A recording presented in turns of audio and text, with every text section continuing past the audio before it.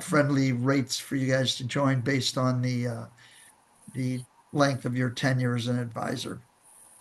Today's program will follow an interview style format with NAIFA Illinois past president Lori Adams, who is now senior counsel. And she'll be asking David McKnight a series of questions.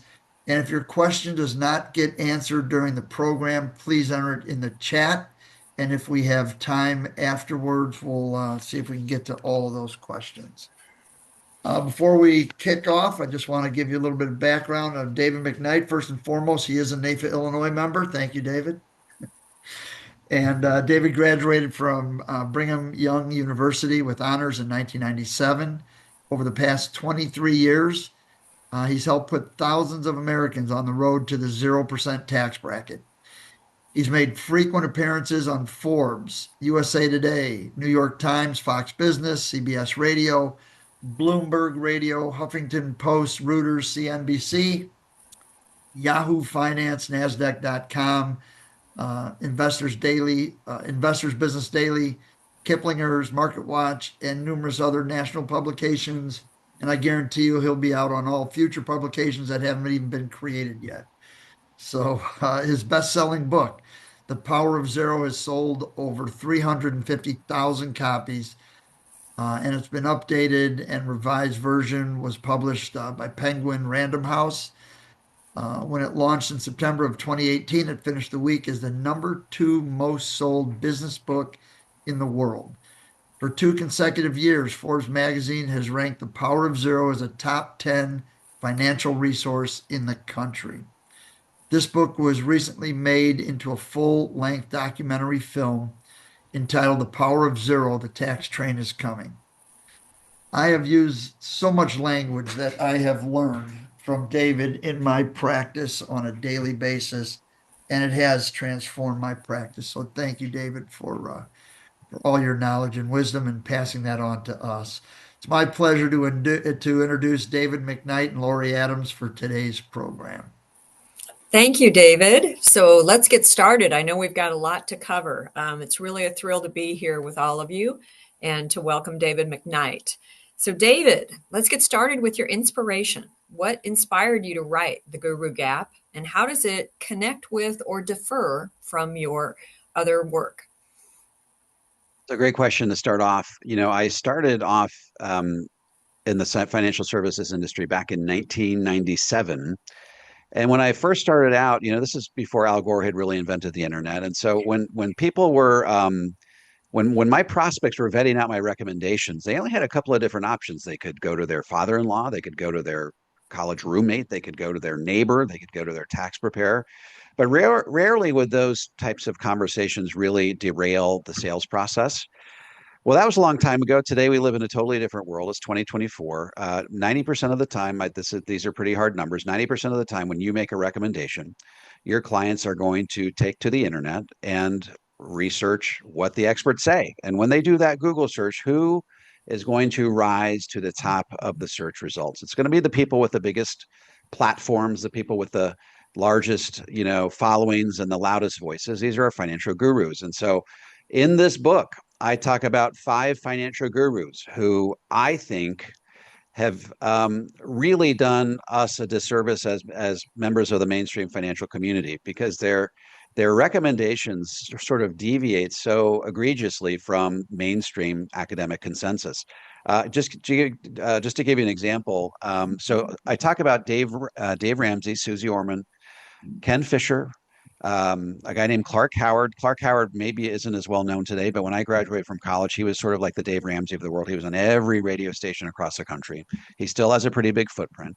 And then there's this Johnny come lately, who's the sort of the anti-financial advisor guru by the name of Ramit Sethi. He's got the Netflix documentary. He's got the best-selling book called I Will Make You Rich.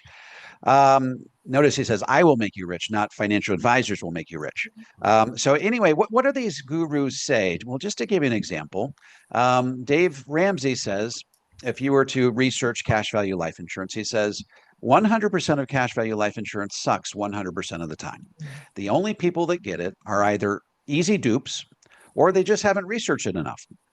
He says, if you currently have a cash value life insurance policy, you are to surrender it immediately, no matter the surrender charge. Take the proceeds and buy a term insurance policy from Zander Insurance. Susie Orman says that if anybody ever talks to you about cash value life insurance, you are to shut down the conversation immediately and never work with that person again. Clark Howard says the only person that would ever sell you a cash value life insurance policy is a money grubbing, commission hungry life insurance salesman. It's a steaming hot pile of garbage. Don't touch it with a 10-foot pole. And then Ramit Sethi just sort of waves it away, calls it a scam. And really, the cumulative effect of these critiques, these demonizations of cash value life insurance and annuities, particularly when it comes to Ken Fisher, is to sort of indict us all as scammers, as frauds. We're like that Nigerian prince who just inherited $1 billion. He wants to give you half of it, but all you got to do is just open up a bank account into which he can, to deposit $10,000 so that he can then transfer half of that money to you. And so really the inspiration behind this book is I wanted to set the record straight. I wanted to advance the dialogue with the American public around sustainable retirement planning principles. And really, this book is my best effort to put a resource in the hands of financial advisors that you can use to sort of inoculate your clients and prospects from what they're likely to see online when they vet out your recommendations. And so this is a way to arm you and your clients with the objections that they're likely to find online when they research cash value life insurance, tax-free retirement planning, annuities, and to also give you the ability to sort of preemptively shield and insulate them from those objections. My earnest belief is that if we can give them the objections and then the debunkings of those objections in a book format, all in one place, and sort of weave some nice power zero recommendations among the narrative, that we can sort of prevent them from ever going online and seeing what these financial gurus have to say about two products that we know have been undergirded by math and actuarial science over the last 4 decades, and that more and more studies are coming out and buttressing the legitimacy of these products in the minds of our clients. And so, really, this is my best good faith effort to do a broadside on the financial gurus, these mainstream media personalities who for so long have been a thorn in our side and have really dissuaded our clients from doing what's ultimately mathematically in their own best interest. So it's a little bit in this NFL football season, a little prevent defense. That's exactly right. Right. So you I can't think win a that's Super Bowl without a good brilliant. defense. That's what they That's say. right. It's when it comes down to an even fight, the defense is always going to have the upper hand. So I think that's Exactly right. that's very persuasive, and certainly have seen those conversations work in my own practice. So it's wonderful to have it all in one place to have instead of having to do all of our own research, you've put it together for us. So let's talk about the thesis, where you started, as what you're hoping readers will take away from the book. Could you summarize that thesis for us? Yeah, you bet. I mean, I think I love showing the cover of the book, the Guru Gap. On the left side, you've got the just the client or the investor, and on the right side, you've got that destination pin. And by the way, what is the destination pin of every American when it comes to retirement planning? They simply want their money to last as long as they do. They don't want to run out of money before they run out of life. And so the question is, and by the way, that's borne out in survey after survey. I used to think that taxes were their greatest concern because that's sort of right up my alley, and I have to I'm a little disgruntled to report that is not their number one concern. It's like their number two concern. The number one concern is making sure they don't run out of money. And so the question is, what combination of strategies give them the highest likelihood of making sure their money lasts as long as they do? Well, if you subscribe to strictly guru-based retirement planning principles, there's actually a pretty high likelihood that you will run out of money before you run out of life. You have to adhere to the 4% rule, which gives you an 85% likelihood your money will last, Some studies are even showing that that's as low as a 75% likelihood. Some people, even Susie Orman, is on board with this idea that it's no longer the 4% rule; it's a 3% rule. If you adhere to the 4% rule, your likelihood that your money will last as long as you do starts to drop like a rock. And so, if you adhere to guru-based financial strategies, you have it's just not enough to help you reach that ultimate destination pin. There is a um, a um, a yawning chasm that stands between our clients and that ultimate destination, which is making sure they don't run out of money. And so, one of the reasons why financial gurus don't avail themselves of the mathematically viable strategies that are sort of corroborated by mainstream academic studies is that their job is to take inherently complex but important financial principles and distill them down into 10-second sound bites. Okay. They have to sort of dispense paint by the number, one size fits all, black and white retirement advice, because their goal is to appeal to every possible demographic. In the very moment that they start dispensing customized, tailored, personalized advice, then they start to exclude a portion of their listeners, and that's a great way to sort of not expand your empire, but to sort of diminish it. And so they have to, paint by the numbers, dispense one size fits all advice, and they speak in pithy little aphorisms that for example, 100% of cash value life insurance sucks 100% of the time. Or Ken Fisher, I hate annuities and so should you. I'd rather go to hell than sell you an annuity, and here's why.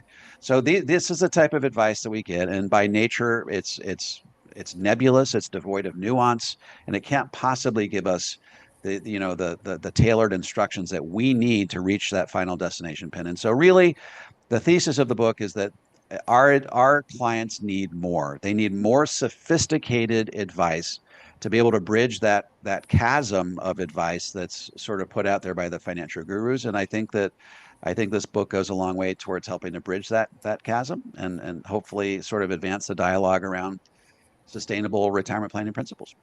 I think that's genius, David. In my own practice, I have made a point of if somebody brings up one of those names in particular, sometimes I will just bring up Dave Ramsey and Susie Orman's names. I'll say, you know what, one size fits all advice is great if you're helping people get out of debt. But if you're helping people make their money last the rest of their life, it doesn't, because it's a highly individualized process. And it sounds like the book absolutely makes that case.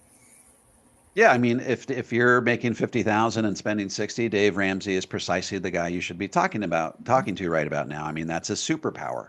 But is that just because he's good at doing that particular part of the puzzle, does that by definition make him an expert in sustainable retirement planning principles? Does that mean that when he condones an 8% sustainable withdrawal rate in retirement, that necessarily is going to lead to a positive outcome for our clients? And the one does not necessarily, lead to the other. It definitely does not. So who do you see as the primary audience for this book? I'm getting the feeling that, it's easy to look at this as a book that's, you know, preaching to the choir, that we all understand the value of cash value life insurance and annuities and the risk management tool that they offer. But it sounds to me like this is definitely directed at the consumer. So are there particular groups or types of readers you're hoping to reach? I would say that if you can fog a mirror, this book is for you.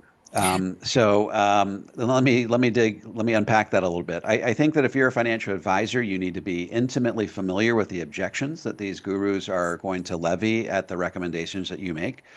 So you need to be acquainted with the objections and the responses to those objections. I get the question all the time. Hey, I've got someone who's in love with Dave Ramsey. He keeps rejecting my recommendations or my invitation to meet or what have you. How do I sort of solve that enigma of people who are so enamored of Dave Ramsey that they don't want to meet with somebody in the mainstream financial community? And I think we'll talk about that today. I treat it a little bit like the cross examiner who is trying to discredit a witness on the stand, and we'll get into some of the advice that Dave Ramsey routinely dishes out during the course of this Zoom meeting. But I think that ultimately the goal is to put the financial advisor in a position where they can discredit and knock the legs out from under these gurus so that they can at least have a fighting chance to make, to make headway with our clients and advisors who have been sort of fallen under the spell of these financial gurus. And I think that the other group that we're aiming at are the sophisticated, disciplined investor who can't possibly wring the most efficiency out of their retirement savings by simply adhering to the boot guru-based advice. It's just not enough. They will cost them hundreds and hundreds of thousands of dollars and increase the likelihood that they run out of money in advance of life expectancy, in some cases 15 years early by implementing this advice. And so really anybody who wants their money to last as long as they do is a potential reader of this book. That makes sense. So since you're going to get into some details with some of these gurus, I'm really curious about the challenges you faced while researching this book and how you overcame those. Yeah, so I had this is the hardest book I've ever written because it's the most controversial. Okay. The first thing that I had to do was actually convince my agent, my literary agent, that this was a book that was worth writing. And what I think that my literary agent was no different than the American public at large, because they don't really recognize that there's this tension between gurus and the rest of us, right? Gurus and mainstream financial planners. They don't recognize that Dave Ramsey, for example, has an adversarial relationship with financial advisors. And I sort of set that conversation up in the first chapter. I tell a story right out of the chute where a guy calls into the Dave Ramsey show. He says, "Hey, my financial advisor says that I can only take out 4% of my portfolio per year, or I'm going to run out of money." And he goes, "I want to travel a little bit more in retirement and was hoping to take out 5%. He says, "Dave, what do you think about that?" And Dave says, "Well, the only reason why he doesn't want you to take out more is because if you take out more, he'll be managing less and therefore making less." And in fact, he says, "Your financial advisor sounds like a financial planning lemming." And Lori, I had to look up what a lemming was. It's apparently it's a rodent that travels in packs, and when the lead rodent goes over the cliff, the rest of them follow right over. So basically, the first indictment there is that Dave Ramsey says that we are leading our clients over a cliff. And then he says, "I can help more people in 10 minutes than that guy can help in an entire lifetime." So he impugns our integrity. He says we don't have enough reach. Finally, he says he's just like a nerd punching on a calculator in his parents' basement. So in other words, he doesn't have any real life interaction with humans. He's just, not working in the real world. He's working in the mathematical world that doesn't have any real life implications. And so Dave Ramsey, whether you think about it, whether you believe it or not, is actively trying to separate our clients from us. He's trying to peel our clients away and absorb them into his tribe. And so that was really what I hoped to communicate to my agent. And eventually he got it. He says, "Hey, yeah, you're right. There's a story here." And the second real challenge was just summoning the courage to actually write the book. I mean, let's talk about who this book is actually about. Ken Fisher is worth $7.1 billion. Dave Ramsey is worth $1 billion. Susie Orman's worth $75 million. All these other guys are worth millions and millions of dollars. And so I really am poking the dragon here. I mean, this is, I'm taking on behemoths that have huge resources and really deep pockets. I've already received a cease and desist from one of them and had to modify the book. I had to take my favorite part out. This is taking on the guru establishment, sort of, as it were. And that took a lot. I had to marshal all of my courage to do that. And we'll see what they say when the book actually launches today. So we'll see what they say when they actually read it. The third round of challenges actually surprised me the most. And when you write a book like this, your editor says, "Hey, we need some blurbs for the back of the book. Get some people in your industry that can give some quotes that legitimize and sort of bolster what you're saying, and that gives you credibility." I said, "Well, that should be pretty easy because there's a lot of people in my industry that don't like David Ramsey." And, I was fortunate enough to get Dr. Wade Pfau to write the foreword for the book, and I think he's one of the brightest minds in the industry today. But I'll tell you what, I had a dickens of a time finding other people to put their name on this book. In fact, I had one person who's very well known. He said, "Dave, Susie Orman's got millions and millions of followers. If I put this name on your book and I criticize Susie Orman, the people that like Susie but also like me are going to stop liking me because I criticize Susie. And so, and then, other people just didn't want to put their name on it. And it was, and it sort of spoke to the radioactivity of the subject matter and how controversial this is to really take on these financial gurus that are so sort of embedded in the American psyche. And so that was a big surprise to me. It was a challenge. And, Tom Hegna, bless his heart, he put his name on the book. He was willing to do so. So we still got two big names on it, but I was surprised by how many people either didn't respond to my email or didn't, or just flat out told me no.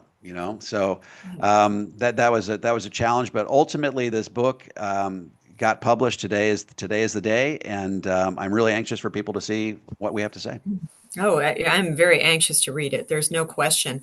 What are some of the I mean, what you just described is so disappointing. First of all, because we know that you're dealing with facts, and it's just disappointing that people were intimidated by the just the sheer size of the industry that you're poking at, and it's shameful that we can't accept that a poke is not a blasphemous indictment. It's really shameful.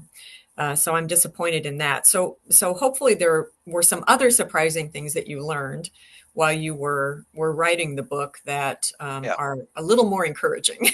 Yeah, yeah. When you do a deep dive on what gurus say and have said about a given topic, you really, you look at their websites, you look at everything they've ever written. I mean, I really did a lot of research in this book. And so, I found out everything that these gurus believe on a variety of topics. And when you do that, what you find is that you're even more shocked about what they believe and have said than you initially even thought possible, right? And that's just to give you a quick example, not to pick on Dave Ramsey again, but he really is the star of the show here. It's not a book entirely about Dave Ramsey, but you walk away from this book thinking, wow, Dave, why does Dave think the things that he does? It doesn't really make sense. The guy's worth $1 billion. You don't get to be worth $1 billion by not being smart. So why does Dave Ramsey believe the things that he does? But I'll just give you an example. When it comes to Roth conversions, he says you should not do a Roth conversion if you're within 5 years of retirement. And Wade Pfau was really shocked when he read that in the manuscript. He says he couldn't possibly be any more wrong about this. He says when you approach retirement and you actually hit retirement, a lot of times your tax bracket drops. It's a perfect time to start considering Roth conversions. He says, he's 180 degrees wrong on this. If he were any more wrong on this, he'd be veering his way back towards right again. I mean, that's how wrong he is on this.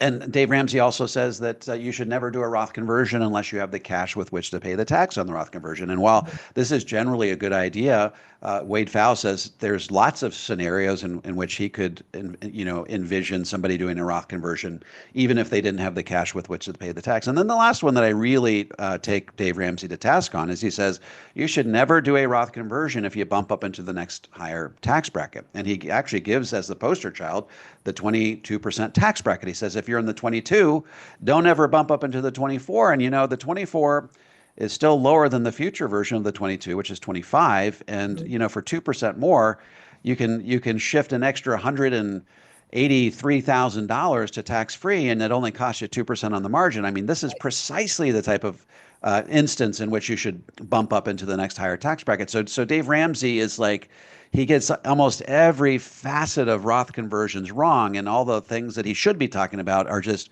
sort of missing in action. And so I was really, really shocked when I read some of the things that Dave Ramsey said about that. I was shocked when I read some of the things that Susie Orman said about life insurance. She really is opposed to life insurance and really almost a Dave Ramsey-esque way. There isn't a scenario in which she could envision you would need cash value life insurance. And then don't get me started on Ken Fisher. I mean, I think Ken Fisher really hates variable annuities in his heart of heart, but he doesn't really say variable annuities. He says, I hate annuities. And so he sort of indicts the entire class of annuity products, even though he spends most of his time bashing variable annuities. But, reams of academic studies and 4 decades worth of research from PhDs all across the country and the world, for that matter, that really redeem and vindicate annuities as the single best way to purge longevity risk from your financial picture, and that Ken Fisher doesn't see that is really, really surprising. There's some other things that Ken Fisher has said or not said that I can't talk about given my interactions with him. But it's really, really surprising stuff. So anyway, just the depth of how wrong they are on a given set of subjects was really surprising to me. Yeah, I think if only they would just preface their advice with "in general," it would go a long way, a really long way. But of course, that everything is absolutes, as you've already described. Uh, when we talk about the advice of various financial gurus, I think this is just a really valuable point and something that we can help our clients a lot with, just explaining this idea that absolutes are a problem. So the key is discerning the good advice from the bad advice. And so how can with this book do you take that on, or how should readers Yeah, discern that the good yeah. advice from the bad advice when listening to those popular financial experts? Well, like I said earlier, Dave Ramsey's a smart guy. You don't get to be worth $1 billion by not being smart. And so he knows what he's talking about. So the question is, why does he embrace financial planning advice and principles that go so contrary to mainstream financial consensus? And it really comes down to one or two words, and I think it's hope and maybe emotion. Okay, Mm. and I'll give you an example. One of the videos, my videos that I did on my YouTube channel that critiques Dave Ramsey. Actually take a clip from one of his shows. He really got in hot water for this a while back, where somebody calls in. I've actually had discussions with the caller now. The caller calls in and says, "Hey, I'd like to take out." He's asking about his own personal situation. He says, I'm wondering about sustainable withdrawal rates. George Camel, who's your co-host on his own channel, says that we should never take out more than 4% in any given year. And Dave Ramsey says, he said, what? Because Dave Ramsey's long been this advocate of you can take out 8% and you'll never run out of money and you'll get 12% linear rates of return in the stock market. And there's no such thing as sequence of return risk and this and that. And so Dave Ramsey basically excoriates his own co-host live on the air. Okay, this is his own employee, and he just completely dresses him down. And he says those nerds out there who preach 4% rules, they're stealing people's hope. Okay. So really, let's get at the heart of what we're talking about here. If I'm making 50 but spending 60, and I fall into Dave's web, and he starts getting me out of debt and on the road to financial independence, how is he going to get me off of square one? Well, he has to present me with a proposition that, in my own mind, is actually doable and achievable, right? Because anything that the mind can believe and conceive, it can achieve. Mhm. So if I can project a 12% linear year over year return in the stock market, and I can also predict an 8% sustainable withdrawal rate, to reach my retirement goals, I may only need to save $250 a month, because those are some pretty big numbers, 12% per year and 8% withdrawal rates. Okay. So you don't have to save that much using those variables to be able to get on the road to financial independence. So $250 a month. Yeah, I can do it. That gives me hope. It's doable, right? Well, if you ask Wade Pfau, that number's probably not $250. It's probably more like 1,000, right? Mhm. And if you tell the dude that's making 50 but spending 60 that he has to start, first of all, he's got to get out of debt, and then he's got to save $1,000 per month to be able to ever have a prayer of retiring someday. Dave Ramsey's like, he's not ever going to get off of square one. And so the math really is what is the enemy of Dave Ramsey. It's you got two opposite ends of the spectrum. You've got emotion on one hand, and that's sort of the tool that Dave Ramsey uses, and then you've got math on the other, which is what I like to, which is what I like to use as the litmus test on for any, piece of financial advice that I'm evaluating. And so, really, Dave Ramsey and I would say Susie Orman is much more friendly with math than Dave Ramsey. But that's really at the end of the day, how do you figure out if a given piece of financial advice is any good? You have to hold it up to the light of truth, hold it up to the light of math, and if math vindicates it and buttresses it, I think that it's something that we can embrace. If it's, think about what Dave's doing. Yes, he's giving people hope, but he's telling them they're going to have enough money in retirement by saving the $250 a month. They're Right. not. They're gonna fall way short. And if they take 8% withdrawal rates, they're going to run out of money and be subsisting on Social Security alone for the last 15 years of their life. And so he's not doing people, any good or any service by dispensing this type of advice. And so that's really in the book. I really use math as the great barometer as to whether a given piece of financial advice is worthy of embracing. I think that's a great test. This is just kind of an amusing aside that in the very beginning, when I first started seeing Dave Ramsey columns in our local newspaper, the thing that jumped out to me is how many exclamation points he used. And I remember, holding up the article or having my husband read it and just saying, okay, does this look like a financial column to you? And there's no way that you're going to see that many exclamation points in a factual discussion. Wayfound And so does I not think use I exclamation really points. That's think right. you've hit the nail on the head there. Yeah. That, it's what he does to keep people listening. Yeah. It's just, but it's frightening when you consider, that the some of those people are among the most vulnerable, and Right. they're being led down a path of that just can't end well. Yeah. Yeah. And I'm pretty clear in the book. This is not, as much as people want to believe this is not necessarily a hit piece on financial gurus, although I see how people could take it that way. Mhm. I think, I'm very clear in the book that I think that our country is better off for these gurus being in it than not. And that I think that they, warts and all, I think they exert a net positive effect on the country for having dispensed the advice that they do. But I think when it comes to the sophisticated, disciplined investor, they just need more. They need more sophisticated math-based advice, and they're just not going to get that from these financial gurus. And that's really the tone that I try to strike in this book. I think that's a wonderful, wonderful observation. Are there in the book, when you think through your chapters, are there some that you're particularly excited for readers to discover? Well, yeah, I like all of the chapters. There's the first chapter. I start off talking about Dave Ramsey, and I say, why is Dave Ramsey so outside of financial consensus?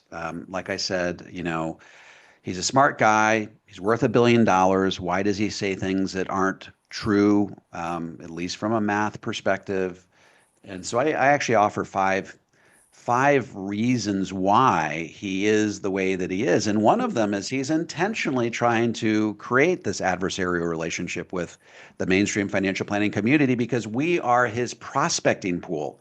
Mm. We are the people from whom he sort of steals clients and expands his empire and absorbs them into his tribe. And so that's one reason. We talk about the emotion. And so I actually have 5 different reasons why Dave Ramsey is the way he is, and also by extension why the other gurus are the way that they are. And so I think it'll be interesting studying psychology to understand why these gurus say the things that they do.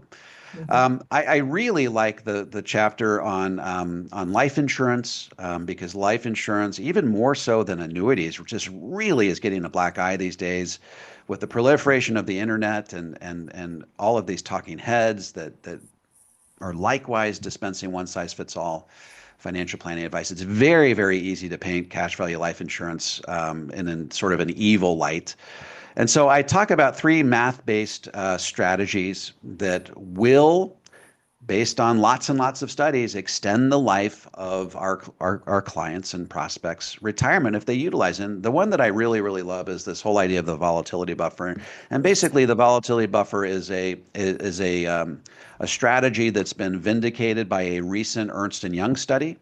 that came out a couple of months ago. And basically, the gist of it is this: if you can save 3 to 5 years worth of living expenses in your cash value life insurance policy by day one of retirement, and then in the year following a down year in the stock market, you can pay for your living expenses out of your cash value life insurance. What that does is it gives your stock market portfolio a chance to recover before you take further distributions. And that act alone will increase your sustainable withdrawal rate on your stock market portfolio from 4 to 8% with a 95% success rate. And so the vast irony in all of this, Lori, is that the only way to really get 8% withdrawal rates on your stock market portfolio is to utilize a product that, Dave Ramsey, which is life insurance, that Dave Ramsey categorically rejects and that he demonizes and vilifies at every turn. And so that's one of the big takeaways from the life insurance chapter. And then the last two chapters, I think, are really the bow, sort of the bow on the whole book. In chapter 5, what I do is I say, okay, now none of these gurus, they don't all agree on everything, but let's take the things that let's take the worst parts of what they say. Dave Ramsey says you can never do a Roth conversion. Let's take that. Ken Fisher says you can never do an annuity. Susie Orman says that you have to adhere to the 4% rule and you can't use cash value life insurance. So I say, if we are deprived of all of these different financial tools from the financial toolbox, how are things going to turn out for somebody who's just in that accumulation mode? How much will they be able to spend? How much will they be able to accumulate? And I run the numbers and I say, okay, now how much better off could they be were they to avail themselves of every tool in the financial toolbox? And then I juxtapose the results, and the results are breathtaking. It's night and day. It's not even close. People are much better off when they avail themselves of the full financial toolbox. And then I do the exact same thing in chapter 6, but this is with somebody who is spending down their assets in retirement. What if they could avail themselves of annuities and Roth conversions and cash value life insurance? How much better off could they be? And it's just vindicated by that same Ernst & Young study, which says that people who utilize cash value life insurance and guaranteed lifetime income in the form of annuities as a complement to their stock market portfolios have higher levels of income, higher likelihood their money lasts through life expectancy, and they actually pass more money on to the next generation. And so it's the trifecta there. I mean, I don't know. So really the math in those last two chapters really speaks for itself. And you can't read this book and walk away from it not thinking that I would be crazy not to implement and to incorporate cash value life insurance and annuities into my retirement strategy. So it sounds to me like those are your practical step chapters. Is that right? Because I know that's one Yep. of the things that I really enjoyed in your previous book, the tax-free investing, Tax-free income for life, or right? tax-free retirement. But I love it that you're looking at it from both angles. So you've got the accumulation side and you've got the spend down side. Yeah, and what people are really going to conclude, and I really try to do this at the end of the book, is that because everybody needs, I mean, if I were to provide the ultimate personalized, tailored,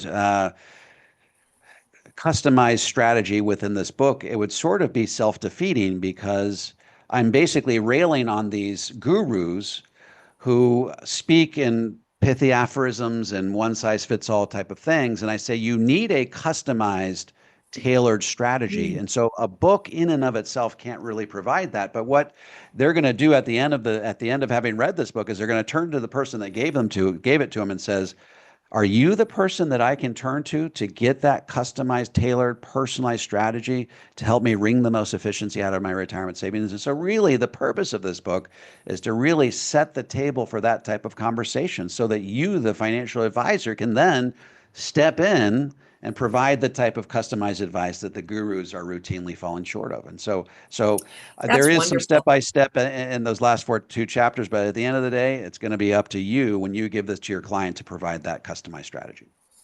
That's really wonderful because we are talking about uh, sophisticated concepts and with clients from different walks of life, and it sounds to me like the book offers the education for that client so that we can then work more on the strategy as opposed to doing the education ourselves. Yeah, I mean the book is we're simply trying to create a wedge between these people and whatever affinity they have for financial gurus, right? So we're trying to get our foot in the door, create a wedge between, what they've always believed about financial gurus and the reality so that we can step into the void there and provide the strategy that they're currently missing. Well, I can't wait to read it. I'm very very excited because it's definitely concepts I've been sharing, but I'll bet you're going to give me a more succinct way of getting there with clients. So I'm very excited and really want to thank you for taking on this subject. So my next question is, now that this is complete, what's next for you? Have you got other projects that you're currently working on? Well, I'm always cooking something up. So my next project, and my agent is already sort of shopping it around, is really I've done a lot of research on millennials and Gen Z, and what I found is that this group of America, that this demographic group is has less money saved and is less educated about investments and retirement planning than their Gen X and baby boomer forebears. Okay. And there's lots of different reasons for why that is. But the point is that there's this several generations of Americans who are not prepared for retirement. And so this next book's going to be, basically a step-by-step plan for someone who doesn't have the first clue about investing on how to become a multimillionaire. And for example, should you be investing in just one stock or the entire market? Should you just invest willy-nilly whenever you happen to have some money on hand, or should you be doing it, set it and forget it, automatically on a monthly basis? Should you try to time the market, or should you sort of buy and hold? So it's just really setting the table for what are the basics of being able to save for retirement in a sort of a low hassle, set it and forget it way. And then I'm going to really contextualize all of it, that it needs to be done in a tax-free environment. Most millennials and Gen Zers don't know, for example, that former Comptroller General of the federal government, David Walker, has predicted that tax rates have to double by 2030 or we go broke as a country. They don't know that there's a recent study by Penn Wharton that says that if we don't right our fiscal ship of state, that by 2040, that no combination of raising taxes or reducing spending will arrest the financial collapse of our country. And so we are marching steadily into a future where tax rates are going to have to be dramatically higher than they are today, or we go broke as a country. And these millennials and Gen Zers are retiring anywhere from 20 to 40 years into the future, where tax rates almost certainly are going to be much higher than they are today. And so really educating them on why, on the basics of investing, why it needs to be in tax-free accounts. And yes, there will be a chapter in cash value life insurance, because based on all the studies, you need to be saving about 30% of your retirement savings into cash value life insurance if you want to optimize income in retirement. Wow, that sounds really powerful and very helpful. Very, very helpful. You mentioned earlier in our conversation, you mentioned the Ernst and Young study a couple of times. Is that something you reference in the book? Or Yep, it sure is. I reference it a couple of different times, and if people want to find it, you just Google Ernst and Young life insurance study or Ernst and Young annuity study, and it'll pop right up. Oh, that's great. Thank you so much. That sounds extremely helpful as well. So as we're kind of wrapping up my side of the questions here, I think we may have a couple in the chat for you. I do want to ask, be- it amazes me how prolific you are as a writer, and the work that goes into not just conceiving the idea, but then researching it and adapting as your research plays out. If we've got any aspiring authors on the call, especially those that are interested in financial topics, what advice would you give them? I think a couple of different pieces of advice. Number one, don't make your book too long. You'll notice that all my books are about that long. They're all about 150 pages, some of them a little bit shorter.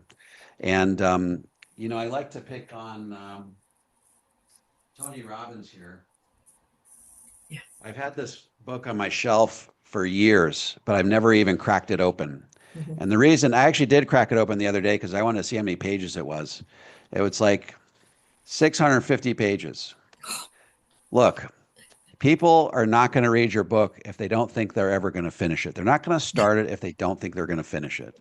This is way too long. It's like a doorstop, right? People want to be able to read your book. One of the reasons why I think The Power of Zero was as popular as it was is because people they pick it up, they're like, I could read this on an airplane flight. I could knock it out in 2 hours, right? Yep.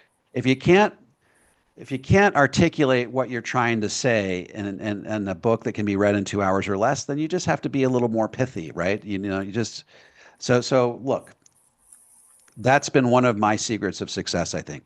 Secondly, you got to tell lots of stories. Mhm. But I think that some people they say, okay, I got to tell a story, so I'm going to tell my own story. I would not tell your own story unless you've got an incredibly appealing story. People just don't care about you. Okay. I get book. You can see behind me here. I've got a bookshelf full of books that people send me, and I got to tell you that 80% of them, I open it up and they're telling me about the little town they grew up in and this and that. And look, I'm sure you got a great story, but unless it's an amazing story like David Goggins or whatever, I would not start your book with your own personal story. Like Mhm. Power Zero, I started with a story. I talk about a CPA who calls into a national radio show. He says tax rates have to double. I give you a four-letter word that explains why. People tell me all the time, Dave, that story at the beginning sucked me in, and you had me. I wanted to keep reading. So tell great stories. Don't use your own personal story to start off unless it's an amazing personal story. And then the last one is, let's see, length, stories.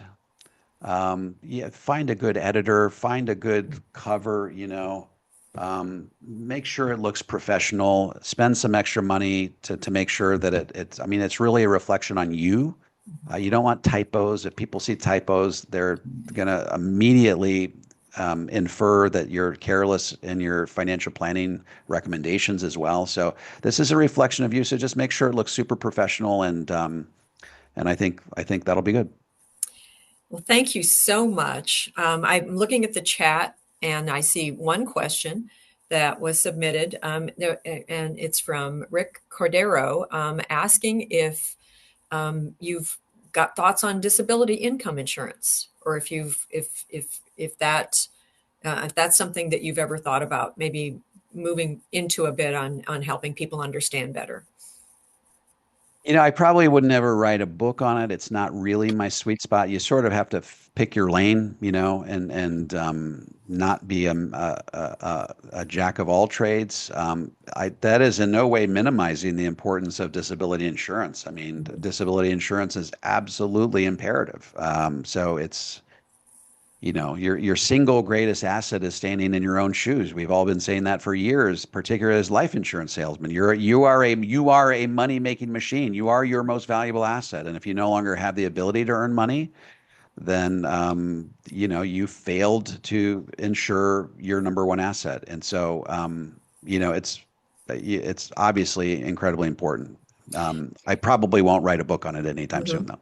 Right. But I do think I do think that it fits right in with what your other messages are, as you said, Totally. because if you can't earn the money, it doesn't just hurt you now, it definitely derails your plans for the future. So No doubt. it's a great risk management tool to protect the dream that you're trying to build for a Absolutely. secure retirement at a low tax rate. Well, I'm going to pass this back to David Cocoen to wrap things up for us. But I want to personally thank you for a delightful conversation. It was just wonderful. Can't wait to read your book and can't wait to see you at a future NAIFA event. So thank you for joining us Thank today. you, Lori. And let me tell people how to get the book. Really, you get it anywhere you buy books. You can get it at Barnes and Noble, Walmart, Target. Really, probably the easiest place for people is just to go on Amazon.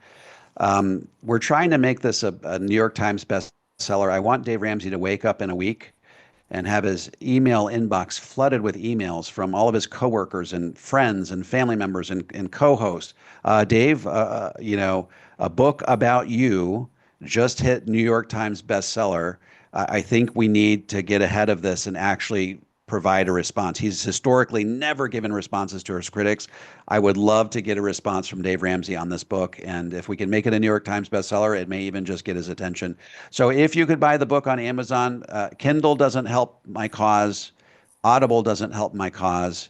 Only the hardback helps towards the New York Times bestseller status. So if you can go on Amazon, buy the book, that's really going to help. Sarah just put the book, put the link in the chat.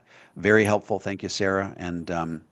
And if anybody wants to learn more about my strategies, love a subscribe on my YouTube channel. That's the Power of Zero. Pick up your phone right now. Go to YouTube. Give a little follow on the Power Zero YouTube channel. I tell people all the time, if you want to become David McKnight in 6 months, watch my YouTube channel every day. You become David McKnight in 6 months, only without the 7 kids. But I also tell people, if you want the 7 kids, I can show you how to do that too. So I That's would awesome. appreciate a follow on YouTube as well. I think you'll find those videos extremely impactful and helpful, particularly when it comes to financial gurus. That's great. Thank you. Thank you so much. Thank you, David. And I'm Pleasure. passing it back to you, Dave Picone. Sounds good. David, Lori, thank you so much. Outstanding information, lots of gold nuggets, enough gold nuggets to become rich, right? All Yeah. you have to do is apply it. David, I'm one of those guys, how many pages is the book? And of course, how big is the print as well? And all your books are page turners. They're very easy reading. I've read them all. Power of Zero, Look Before You Learp. Volatility Shield's a great story, especially for us trying to relate to a lot of the objections. And it's got great pullbacks, tax-free income for life. And of course, I've got the Guru Gap on order, and I expect it to be at my front door when I get home. So that's enough books to put a bundle together for everybody now. Right. Yeah. You know, So yeah, thanks again. It was a great program. NAIFA, Illinois, all those from NAIFA that are out there, we're going to continue to bring these programs to you. We just need a little bit of your help as well because we want to be the best we can be and do the best that we can do for you. So give us our ideas. Get in touch with us or get in touch with Sarah or her team and let us know the topics that you're looking for. Whether it's CE or the venues or social events that you want to attend would be great. I'd like to thank everybody for being here today and, just getting together with other advisors with the same common goal of everybody uh, looking for everybody else to succeed in this business. Want to wish everybody a happy holiday season and thank you so much for attending.